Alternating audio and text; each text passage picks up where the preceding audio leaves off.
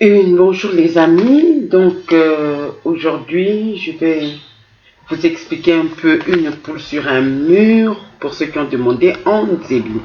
C'est vrai que quand j'ai fait au départ vraiment pour m'amuser et puis pour ma famille d'abord. Et donc du coup il y a des personnes qui me demandent de traduire un peu plus. Donc je vais le faire, donc vous aurez le lien de la vidéo ici en bas, d'accord? Une poule sur un mur que vous pouvez cliquer, regarder et écouter pour comprendre. Alors, une poule, donc la comptine originale dit une poule sur un mur qui picore du pain dur, picoti, picota, lève la queue et puis s'en va. D'accord? Donc, une poule, d'accord, ça se dit tsutsu. Donc, tsutsu en Nzebi, c'est une poule. Tsutsamka, tsutsamka, c'est la poule. Tsutsalbar, c'est le coq. Mais en général, quand on veut dire une poule, on dit tsutsu. Voilà, donc tsutsu, c'est une poule. Donc, une poule sur un mur, sur Rouyulu. Rouyulu. En fait, Rouyulu, ça veut littéralement dire au-dessus. Voilà, au-dessus, Rouyulu. En fait, pour dire sur en Nzebi, on dit Rouyulu. C'est-à-dire au-dessus. Je ne sais pas, ce n'est pas au-dessus du français, mais c'est le fait de dire sur.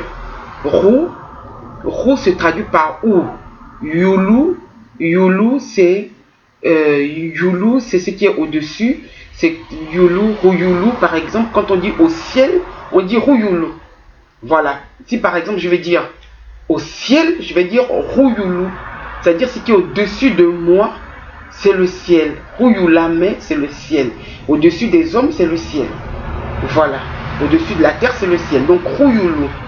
Donc, rouyulu ibar, c'est-à-dire qu'il est au-dessus, sur. Donc quand il est au-dessus, il est donc sur le mur. D'accord? Je ne sais pas si je me fais bien comprendre, mais c'est rou, ça veut dire au, au, donc rou, ça veut dire ou, yula, ibar, rouyula, rouyula, au-dessus, sur. Donc c'est plus sûr. Donc rouyula, rouyula. Donc par exemple, tempo itengo rouyula, pose l'assiette sur, rouyula sur. Donc rouyula, c'est subtil, c'est plus subtil en Nzebi, d'accord? Donc c'est sûr, c'est au-dessus. Ça peut aussi être au-dessus, mais pas immédiatement. C'est-à-dire que quand je dis comme l'exemple que j'ai pris tout à l'heure, que j'ai dit au-dessus, c'est-à-dire rouyula, au-dessus, c'est-à-dire au-dessus, rouyulu. Quand je parle du ciel, le ciel n'est pas sur ma tête. Vous voyez, elle est au-dessus de moi. Mais on va toujours utiliser rouyula. Voilà, c'est la notion d'être au-dessus. Voilà. Maintenant, c'est le mot qui va déterminer. Donc, sur, au-dessus, peut-être qu'il y a un autre mot pour dire vraiment sur. Peut-être qu'il y a un autre mot. Donc, si vous connaissez ce mot, n'hésitez pas à commenter, à poser vos commentaires et à dire si vous connaissez ce mot. Bien, vous pouvez vous renseigner. Si vous avez des renseignements, n'hésitez pas à donner moi. Mais voilà, rouyulu, ibar, ibar, le mur. Voilà. Diadanga, picoré. Alors, je ne connais pas le mot picoré en Nzebi. Ça existe sûrement. Je n'ai pas forcément tout le temps des contacts avec ceux du pays pour appeler, mais je veux dire, je laisse en traduction, c'est-à-dire le mot picoré. Si vous connaissez comment on traduit le mot picoré, n'hésitez pas. Je vais mettre ça aussi dans la communauté s'ils savent comment on dit le mot picoré, mais moi je ne sais pas dire picoré. Alors, donc j'ai traduit par dia, manger. Dia, c'est manger. D'accord? Dia n'a pas que le sens de manger en Nzebi, parce que dans un livre que je n'ai pas lu entièrement. Je ne vais pas mystifier les gens, d'accord, parce que c'est un livre qui fait plus de 400-500 pages. J'ai appris que les Dia, c'était les chefs Nzebi aussi, avant qu'on appelait les Dia. Donc, Dia n'a pas que le sens de manger en Nzebi, mais moi, je connais, le Dia que je connais moi, c'est manger. Voilà. Donc, ça dépend des tribus. Par exemple, dans la tribu de ma mère, on dit Média. Par exemple, on dit je suis en train de manger. Dans la tribu de mon père, on dit Menja, Merunja. Menja, Merunja. Mais c'est le même verbe. D'accord? Donc, je mange, je mange. Donc, le verbe manger, Média, par exemple, c'est dire je suis en train de manger. Ça qualifie en fait l'action de manger, le fait de manger, c'est-à-dire de prendre, d'amener à la bouche, de mâcher, de déglutiner. Toute cette action-là, donc on dit média au présent. Média, wedia, ndedia, dadia, besudia, ladia, benedia, ladia, bodia, badia. Donc là, c'est au présent. Le verbe manger, littéralement, ils sont en train de manger. Si on devait traduire littéralement, on devait dire ils sont en train de manger. C'est-à-dire, manger, en français, c'est comme si c'est une action finie. Or, en Nzebi, on décrit, comment vais-je dire, on conjugue aussi, j'ai l'impression, peut-être que je peux dire des bêtises, mais jusqu'à présent, j'ai l'impression qu'on conjugue selon. Donc, média, ça veut dire je suis en train de manger. C'est une action qui est continue. Voilà, c'est pas je mange, boum. Non, je mange, je prends ma fourchette, je mets dans la bouche, je mastique. C'est manger, c'est toute une action, d'accord, qui est continue. C'est pas une action qui est, comment on va dire, qui est déterminée, qui est finie. Voilà, donc média. Donc il y a une répétition dans le fait de manger, d'accord. C'est pas le fait de goûter. Par exemple, hein, je goûte, boum, c'est fini. Mais je mange, média. D'ailleurs, goûter, je ne me rappelle plus comment on dit ça en Nzebi. On dit mère. Mère. Voilà. Donc là, c'est mère. Hein. Par exemple, qu'est-ce que tu es en train de faire? Webi ça. Mais mère. Là, c'est quand je mets ma cuillère dans la marmite, je la mène à la bouche et je suis en train de faire cette action. Mais mère. Ce n'est pas une action finie, ce n'est pas une action figée. Donc, mes mère, ça veut dire que c'est tout un ensemble d'actions. Je ne sais pas si je me fais bien comprendre. C'est un ensemble d'actions qui définit le fait de manger. Donc, média. Diadanga,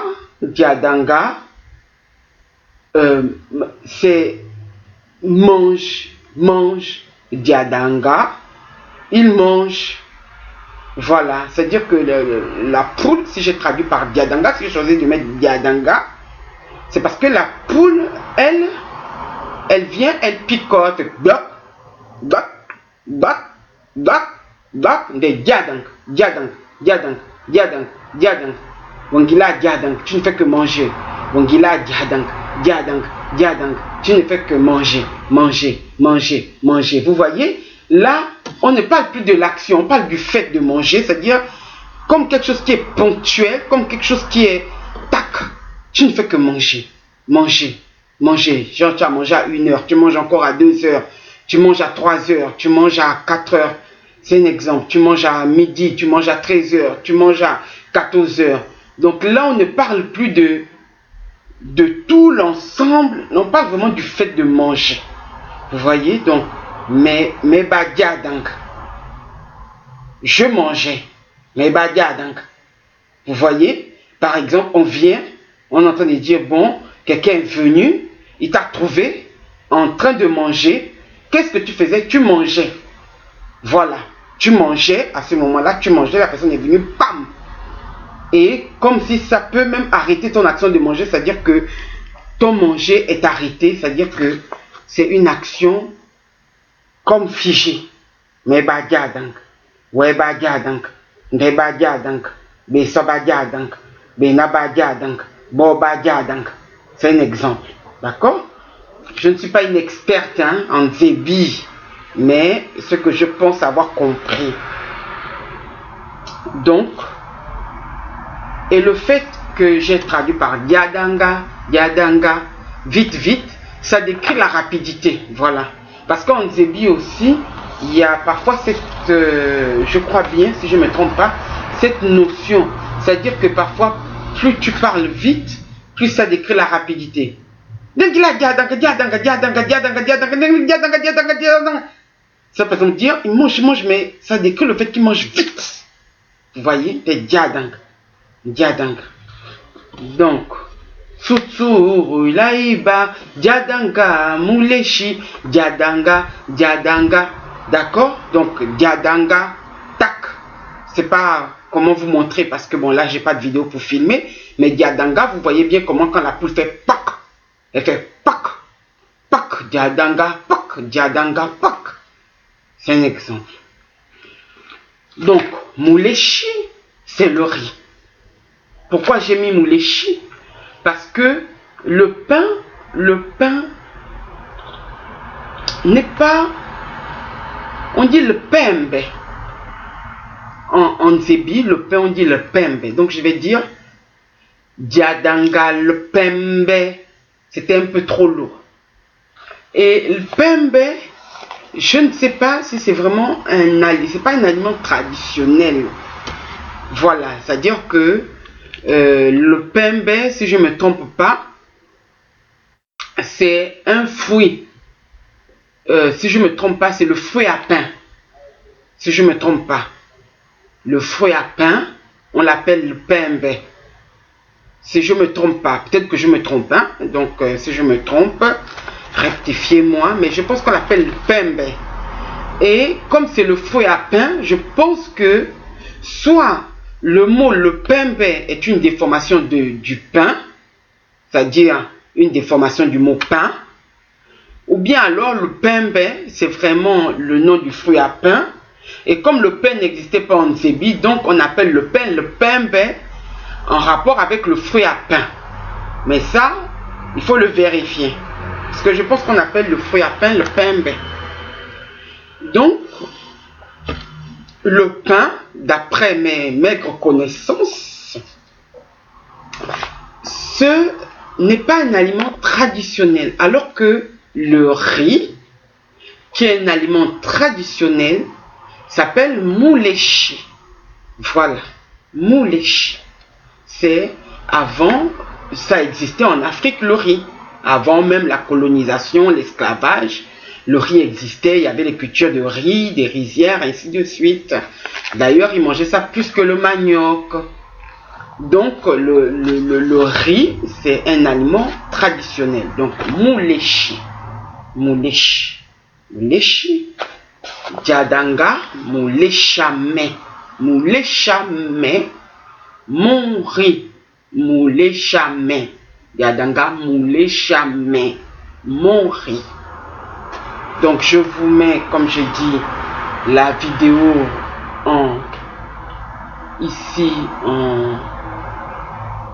la vidéo d'une poule sur un mur, je vous le mets ici en bas. Vous pouvez encore aller l'écouter. Diadanga moulé chamé. Meni diawe, je vais te manger. Meni diawe, je te mangerai. C'est-à-dire que je regarde la poule en train de manger mon riz. Ça me monte un peu aux narines et je me dis, je vais te manger. Voilà. Il y a une autre chose d'abord avant d'arriver à mon déchet normalement, c'est Mukel. Chimbule Mukel. Mukela, c'est la queue. Mukela. Je n'ai pas trouvé comment dire la queue de la poule. Chimbule Mukel, on dit lève la queue et puis s'en va. Donc Mukel, c'est la queue. Mukela Kem, la queue du singe. Mukela Mvwendi, la queue du chien. Donc Chimbulu Mukel, Amana Yend, Amana Amana, donc quand il a fini, Amana Yent. Amana Amayent. Bon, normalement, je devais dire Amana Amayent. Amana Ayent. Ou bien Amana Amayent. Après, il est parti. Amana Ayent. Après, il s'en va. Donc, pour les besoins de la chanson, Amana Ayent. Yendi. D'accord? Donc, je ne sais plus exactement. Amana Ayent. Donc, ça c'est pour cette partie-là. Meni diawe. Donc, je vais te manger. Napita. Donc, pita. Attention, pita, c'est le manioc. Mais pita, c'est le manioc transformé en zébi. Le manioc, en français, on dit le manioc. On dit le manioc, voilà pour tout. Mais il y a des subtilités en zébi. On a ce qu'on appelle le bil. Le bil, c'est le tubercule de manioc. D'accord? Donc, quand je dis le bil, je ne parle pas de pita. Est-ce que vous voyez? Il y a une différence. Donc, le bil, c'est le tubercule de manioc. Je vais traduire les deux par manioc. Quand je dis le bil en zébi, je le traduirai par manioc. Quand je dis pita, je traduirai par manioc. Mais la vraie traduction, le bil, c'est le tubercule de manioc, d'accord? Donc, celui qui n'est pas transformé. Le tubercule de manioc, il y a deux catégories de manioc, d'accord? Il y a le manioc amer et il y a le manioc sucré. Le manioc sucré, on le fait bouillir, on le mange, d'accord? Il y a un qui l'a mis sur Ban Bakenge, d'accord? Donc, si vous n'êtes pas sur Ban Bakenge, vous pouvez toujours aller sur Facebook. Je vous mets le lien ici et aller rejoindre Ban Bakenge pour être dans la communauté Nzebi et apprendre encore mieux le Nzebi. Poser des questions à d'autres personnes parce que plus la communauté est grande, plus on peut apprendre. D'accord? Donc, ce sont des Nzebi d'un peu partout, du Congo, du Gabon, de partout dans le monde, qui sont connectés. Donc, le bila, c'est le manioc, mais le tubercule du manioc. Maintenant, on peut le faire bouillir, d'accord? Donc, je ne sais pas si ça a un nom particulier, d'accord? Donc, le bila, je ne sais pas si c'est un nom particulier, on le fait bouillir, on le mange comme ça. On peut aussi le faire bouillir et faire des cassadons. J'ai oublié comment on appelle les cassadons en Nzebi. Donc, si vous avez le nom des cassadons, vous pouvez toujours mettre en commentaire, n'hésitez pas, voilà. J'ai simplement oublié, j'arrive pas à me rappeler. Je sais que ça a un nom, les cassadons, d'accord? Et on peut ensuite, le tubercule amer, on le trempe. On le trempe dans une rivière qui coule normalement, dans de l'eau qui n'est pas stagnante, pendant une semaine, pour enlever. Donc on peut le tremper avec la peau, on peut le tremper sans la peau. Donc quand on le trempe avec la peau, ça donne la couleur rouge finale au pita. On va voir ça tout à l'heure.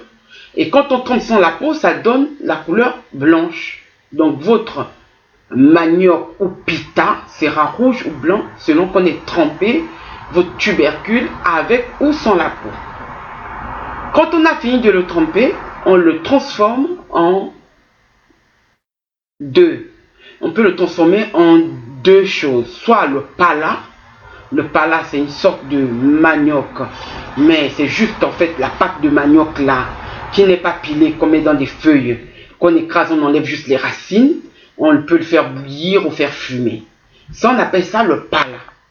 Ou bien alors, on le pile, et quand on va le piler, on va le piler dans un mortier. On va maintenant faire soit le pita, soit l'ingwele. Vous voyez? Donc, le pita, c'est quand on l'a pilé dans un mortier, on a pilé et Maintenant, on le prend, on met dans des feuilles. On met dans des feuilles, on le fait bouillir. Et en général, il est élastique. Il est très élastique quand on le fait comme ça. Il est très très élastique. Et on le laisse, il se conserve très très longtemps. Comme par exemple, on a des cérémonies à faire. Par exemple, un grand mariage, on va faire des maniocs en avance, qu'on va réchauffer le jour J. Donc, on va faire le pita. Le pita est souvent très dur. Il peut même casser même votre... quand il est sec, quand il a fini, pas le jour où... Pas les 2 ou 3 jours après qu'il est cuit, mais bien après, il est vraiment dur à couper. Et c'est celui qui sent le plus mauvais. Et il a souvent...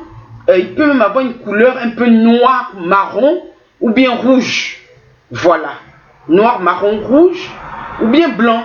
Mais en général, on le fait noir, marron, rouge. Ça, c'est le pita. Et celui-là, il se conserve.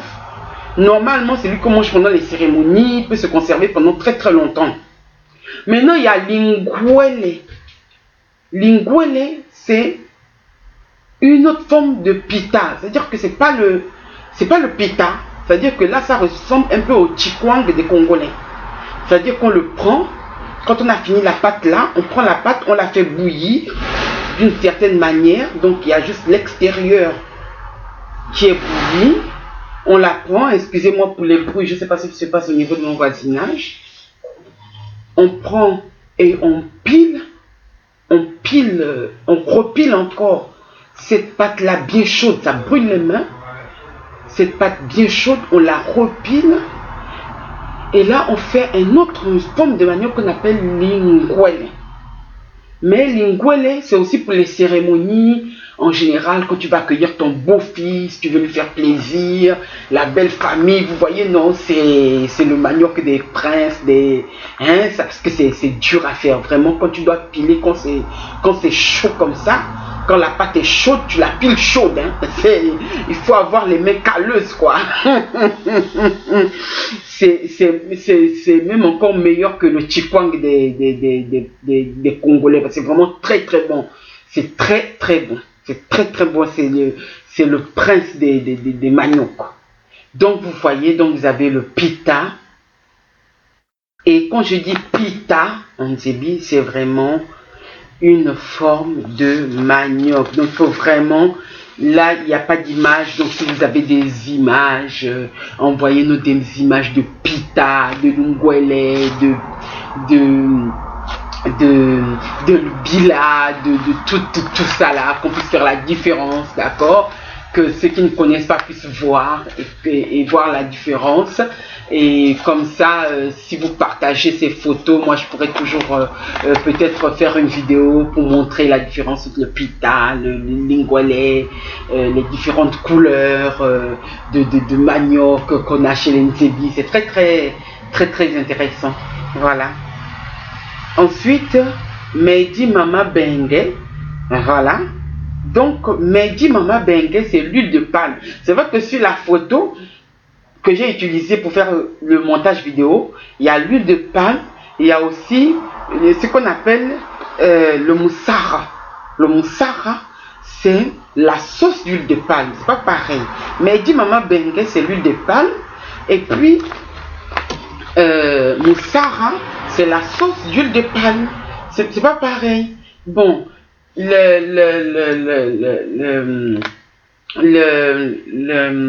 sauce d'huile de palme, la plupart on sait comment ça s'obtient.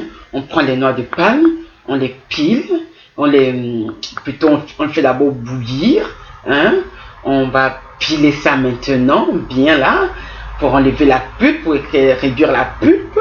On sépare avec de l'eau chaude la pulpe et les noix. Et là, on obtient la sauce qui va faire le moussara. D'accord? Maintenant, l'huile Medi, je ne sais pas parce que je sais que les Nzebi étaient des producteurs d'huile. Pourquoi? Parce que quand vous voyez l'Astrouville s'appelait avant Madiville.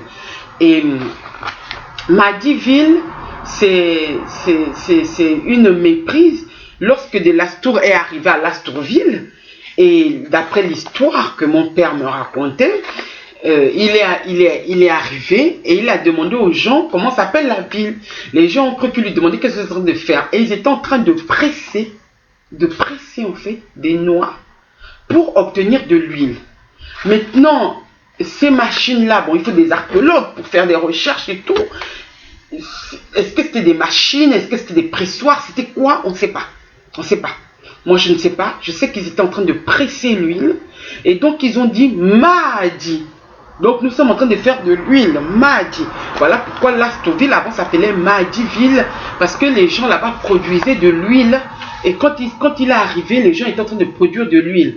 Donc, il y a une différence entre l'huile et la sauce. Par exemple, pour ceux qui connaissent le toki, la sauce d'arachide, c'est une sauce d'arachide spéciale hein, chez l'Nzébi. Donc, si quelqu'un a une photo de toki, hein, faites-nous savoir, photo de toki. Faites-nous savoir, partagez-nous. Vous voyez que le toki traditionnel, ou si je peux le faire un jour, l'huile sort, c'est-à-dire qu'il y a l'huile et on prélève cette huile-là. Donc, je ne sais pas comment eux ils faisaient, mais chez les Nzébi, il y a une nette différence entre l'huile, d'accord, et le moussara, c'est différent. Donc, il y a la sauce et il y a l'huile. C'est vrai que sur sur la vidéo, j'ai mis les deux, d'accord. Donc, j'ai mis les boîtes de moussara et le truc d'huile de palme, d'accord, la bouteille d'huile de palme. Mais ce n'est pas la même chose. Donc, Mehdi Mama Bengue, c'est bien l'huile de palme. Ensuite, on a Mako. Mako, c'est les bananes, d'accord. Pour dire la banane, on dit loko. Loko. Pour dire les bananes, on dit Mako. Quand on dit je vais manger Média le corps. Bon, on ne dit pas média le corps, on dit toujours, les Nzébi ont tendance à dire média ma corps. Je ne sais pas pourquoi, je mange les bananes. C'est comme si pourquoi manger une banane, mais bon, je ne sais pas pourquoi en général, on dit toujours au pluriel, je mange les bananes, d'accord. Donc, peut-être parce que, ben voilà, en général, on ne mange pas une banane. Voilà, chez les Nzébi, en général, on mange les bananes, voilà. On ne sert pas une banane à quelqu'un, on sert des bananes. On peut servir un manioc parce que le manioc est gros. Ou ceux qui connaissent le manioc des Nzébi, le pita, le lingouelé, c'est balèze quoi. Ça peut faire lingouelé, peut faire la taille de ma cuisse. C'est très gros, hein. C'est un manioc qui est très très gros. Donc on peut servir ça, mais servir une banane à quelqu'un, j'ai rarement vu les Nzébi faire ça. Donc voilà un peu. C'est vrai que c'est long, mais voilà un peu les explications pour une poule sur un mur. Voilà, merci de m'avoir suivi et à bientôt.